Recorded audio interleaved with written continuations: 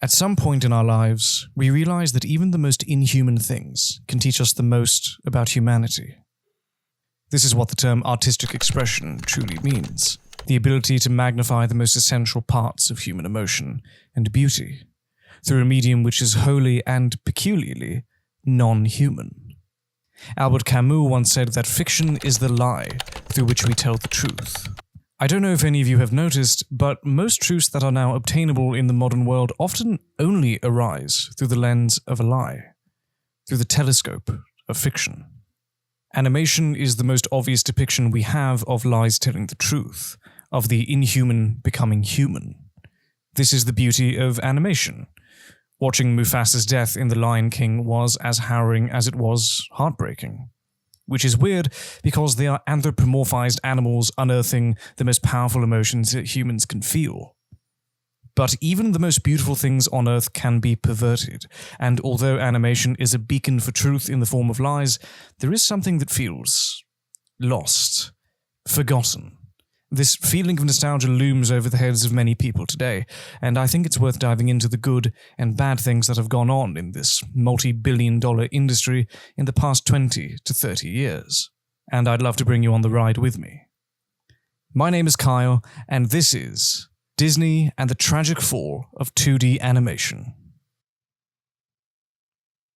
Probably like many of you, I grew up in the last era of traditional animation and saw firsthand the transition from traditional to computer-animated features. We watched with starry eyes films like Tarzan, Sinbad, Atlantis, and Beauty and the Beast, and then slowly but surely were revolutionized by the coming films like Toy Story, The Incredibles, and Shrek. These are all great films with classic stories, and witnessing that transition as a child wasn't really anything of special importance to me at the time, but it really was the paradigm shift of one of the major industries of Hollywood. Pixar changed the game, and their studio head Steve Jobs knew it. Disney and DreamWorks knew it too. To think that when Prince of Egypt was being made in the mid-1990s, the people who were too unskilled to work on Prince of Egypt were, as Nicole Laporte said in her book about DreamWorks, sent to the gulag of working on Shrek. She said, "It was known as the gulag. If you failed to work on Prince of Egypt, you were sent to the dungeons to work on Shrek." Which is both funny and ironic considering what we know today. As much as a masterpiece as Prince of Egypt is, in fact, having recently watched it with my girlfriend, it's probably my favorite animated film ever. But that's a story for another day. Shrek as a brand has grossed DreamWorks over $2 billion, and Prince of Egypt released to subpar figures considering their expectations. Computer animation was taking over. It was easier, cheaper, quicker, and more profitable. So in 2006, after Disney's partnership with Pixar was coming to an end, after they made films like Monsters, Inc. and A Bug's Life, Disney finally bought Pixar. It was the de facto end of traditional animation and marks the beginning of a new era, the computer-animated era. Gone were the days of handwritten epics, for now we had a digitized medium, able to churn out movies easier and better than ever. Or are they? Because something feels lost in today's animation. The very humanity which allowed it to tell us the truth now feels clouded, barren, bereft of life. There's good stories, the occasional masterpiece here and there, but I don't think it's a coincidence that much of the Western world is now taking so closely to things like Japanese animation rather than Western animation. I also don't think it's a coincidence that we romanticize Ghibli films and long for the days when Western animation was more than just computer-generated fluff, further and further away from the truth within our lives, and closer to the machine of money-driven industry which the best art of our world has historically been birthed in spite of and not because of. Now, there's one thing that I want to make very clear in this video. And that is that Disney's departure from traditional animation was not the natural progression that they make it out to be. When arguably one of the best classics of Disney, Treasure Planet, was released in 2003, it was used to mark the futility of creating traditionally animated films. Treasure Planet was, in its own right, revolutionary. It used 2D and 3D elements while still keeping a beautiful and traditional look. The film was mesmerizing, and yet it's one of Disney's biggest box office failures of all time. Now, this too is not a coincidence. If you really think about it, Treasure Planet could have succeeded on all fronts. It's literally a steampunk pirate space fantasy. Now, I don't care what age group you belong to, on paper, it's one of the most badass concepts that you'll ever hear of. The writing was cool and understated, the story was relatable and thrilling, and the visuals, oh my god, the visuals, they were beautiful and singular. And yet it failed to make profits and almost collapsed an entire studio division at Disney. Now, do yourself a favor for me and go watch Treasure Planet right now, if you haven't yet. Hell, even if you have, go watch it again. The first 5 minutes alone and Jim Hawkins' introduction of him reading that holobook thing, telling him about the adventures and plunders of Captain Finn, which, by the way, started his interest in being a spacer, which is Treasure Planet's version of sailors, is so magical in almost every way imaginable. In fact, as BREADSWORDS talked about in his video about Treasure Planet, the film starts off as somewhat of an anomaly. The narration doesn't come from a magnanimous voice in the sky. It starts off in some form of reality with Jim Hawkins listening to this grand introduction from a book and us realizing that he's doing so.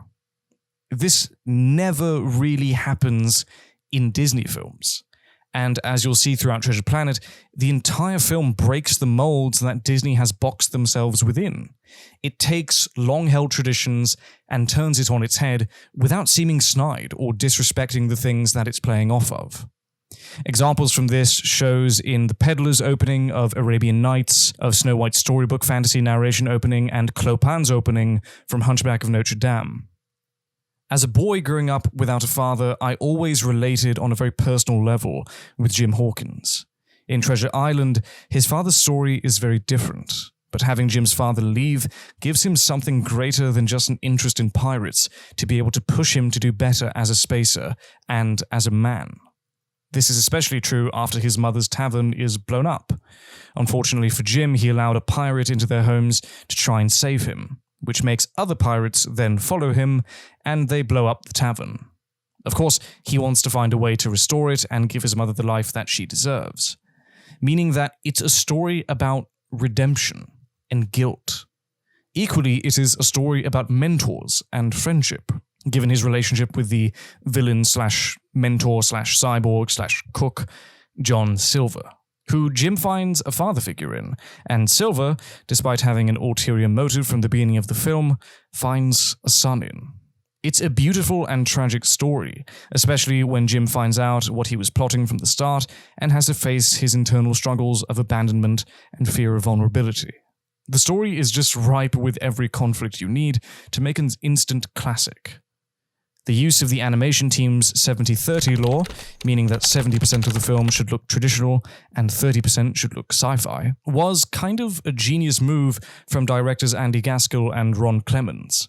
The sailoring style of the film was taken from a historic art style from the Brandywine School of Illustration, which makes the RLS legacy and everything else look as close as you can get to a painterly and almost romantic blend of this sort of 19th century style mixed with sci-fi, as you can see by the way that they depict the Ethereum and the RLS legacy. This film is gorgeous.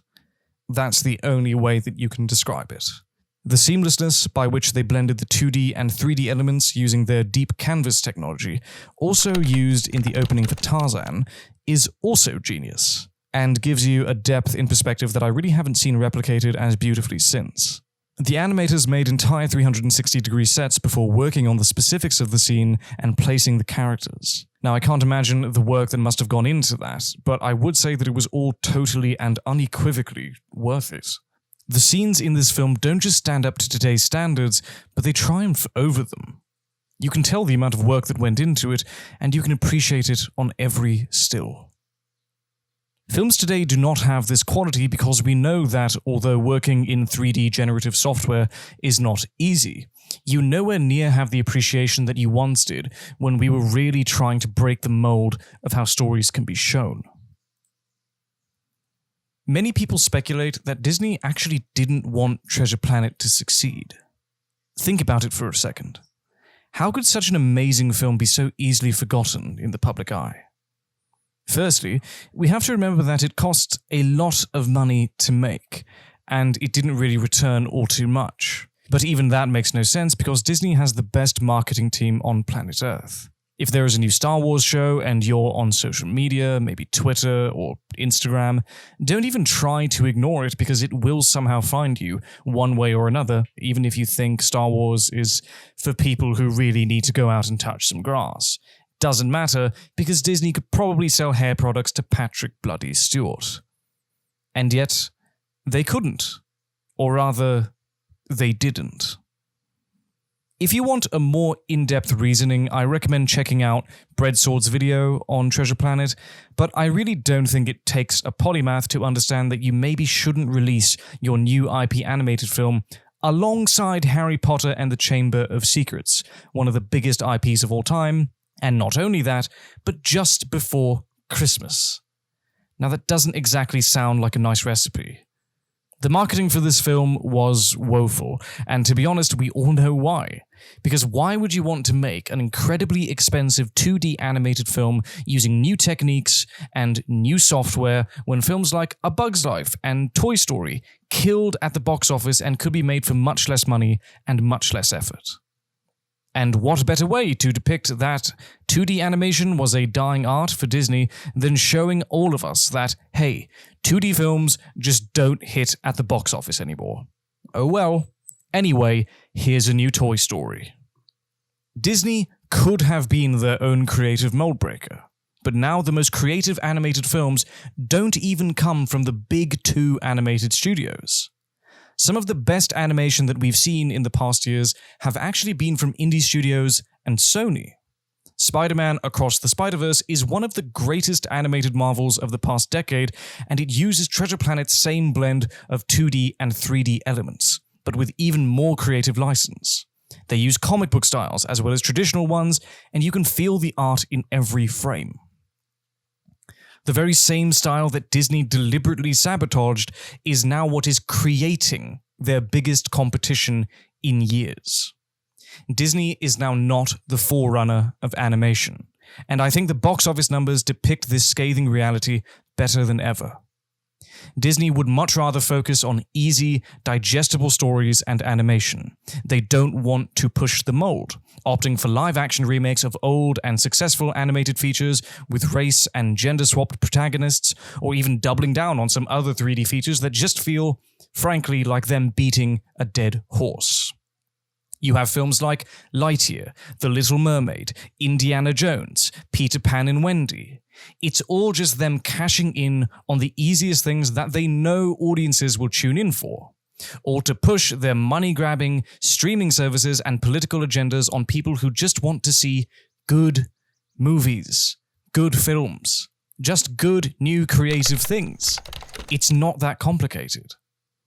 If you really want minority representation, for example, then the way to do that is not by taking beloved characters and swapping them out like a fucking casino game, but making new characters and stories whose backgrounds make sense with their race and gender. You can't just deafen your ears to public outcry and call it racism or sexism when you're literally taking what people love and altering it for your own stupid benefit. It's both disrespectful to the fans and to the minorities you profess to represent, and this applies to the entirety of Hollywood. As a creative, whenever you're making something, the first thing you ask is, why am I making this? What is the real purpose of my work? And does it need to be made? Do people really need to see another depiction of the same IP that they love with changes that we want to do, not because of the art or the storytelling or the creativity that could come from it, but because it's easy and we can appeal to specific demographics? That isn't how great artists think. Great artists do stories that feel necessary to make because it's new and interesting. There are some new Disney animated features that I love. Soul, for example, I actually really enjoyed. The way that it touched on the concept of death and life was something so fresh and welcome that even watching as an adult, I felt an immense connection with. It showed you to care about the simple things in life and not to long for more than your happiness needs. For everything will eventually end, and the important things are really those that were before you all along. Now that is a worthwhile story, and it was beautifully done. But nowadays, these films are few and far between. And the beginning of all of this, I think, has its roots in the decline of what we know today as traditional animation. It shows us what companies like Disney and DreamWorks really values. And it's definitely not the simple things in life, if you know what I mean. I find it funny how studios that used to represent the quaintest, sweetest joys in life are now viewed as these evil mega conglomerates who, when they find that one thing that you really, really love and basically made your entire childhood, they take it and strangle the living shit out of it, so they can make an extra buck out of their already billion-worth coffers. I mean, do any of you remember that story of when Disney sued 3 daycare centers for daring to use their characters to make young children happy? Or the million times that they sued other people for using their art that is well in the public domain? If it happens on this video, for example, I won't be surprised. They are the only company in America to have been able to miraculously extend their copyright protection rights to 115 years. Anywhere else in the world, and it's 75 years. And they managed to find a loophole for that, which states that as long as they continue to use these works, then it's still technically under the Disney umbrella, which is another explanation as to why they do so many live-action remakes. It keeps the IPs under their thumb. Couple this with the fact that they pretty much own 40% of intellectual property in the United States, and you have a near-perfect monopolization structure, which stifles art and creativity of any kind.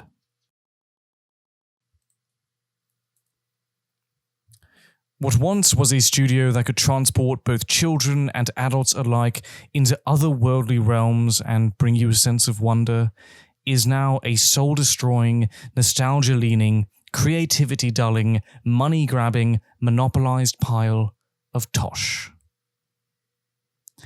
But I don't really want to get into all that. PSA, I kind of already am. But the point is that I just think that the golden days of the happy studio on Earth are quite long gone. But perhaps we need not be so hopeless about the future of animation.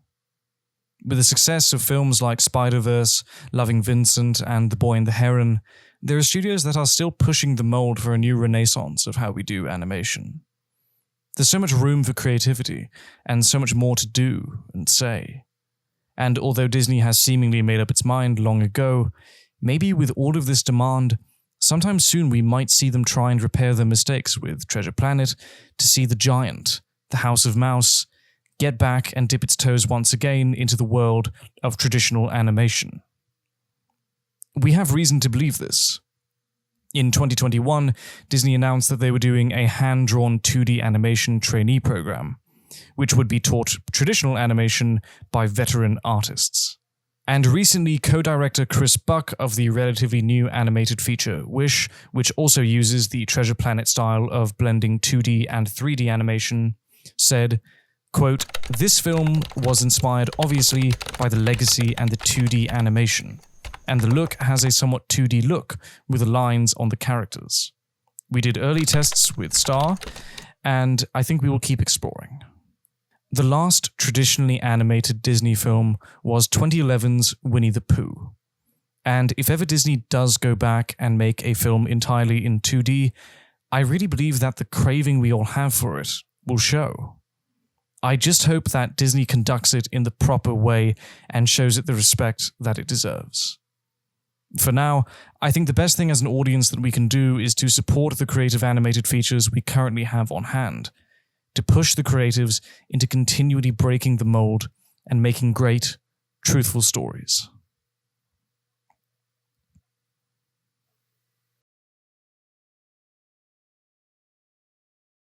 If you enjoyed this video or found it interesting, please give it a thumbs up and share it with your friends. If you are interested in films of any kind, then give this channel a subscribe because although my upload schedule is quite inconsistent, hopefully I can still give you some good film content.